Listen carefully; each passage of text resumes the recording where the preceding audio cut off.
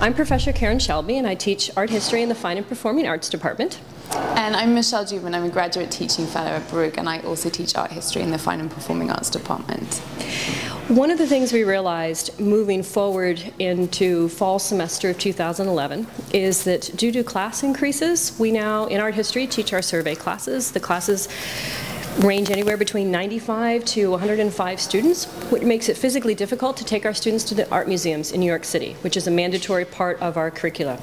every semester. We've also noticed that a lot of our graduate teaching fellows, like Michele, are teaching courses early in the mornings or late in the evenings, also preventing them from visiting the museums during open hours.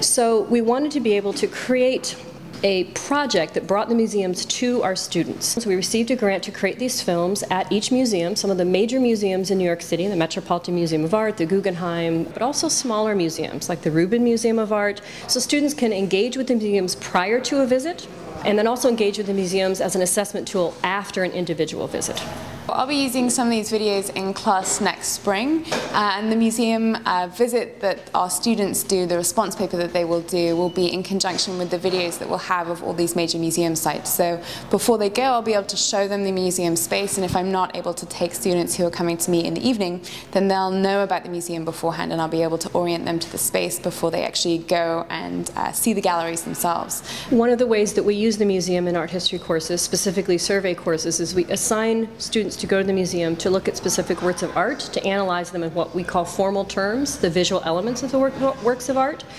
But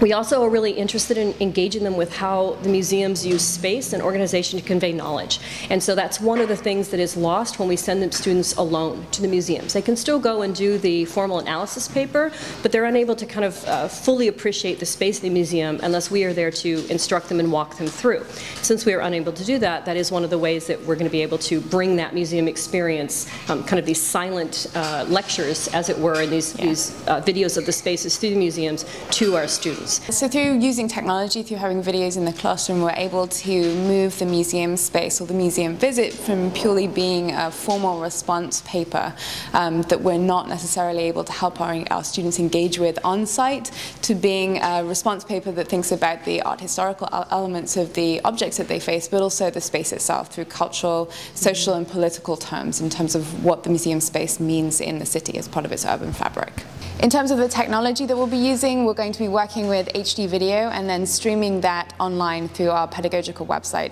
And then we'll also be streaming the video in our classes. And this museum project is a small one, part of a larger project that we're going to create a website called Access Art History, where it serves as a kind of a pedagogical resource for art historians across the United States, and hopefully wider than that, where we can post lectures and assignments and things that help art historians further develop their own pedagogical sources to reach their students in a more effective manner. And these museums will be another way that people outside of New York can engage with the museum spaces and as institutions that they would not be able to in their current geographical location.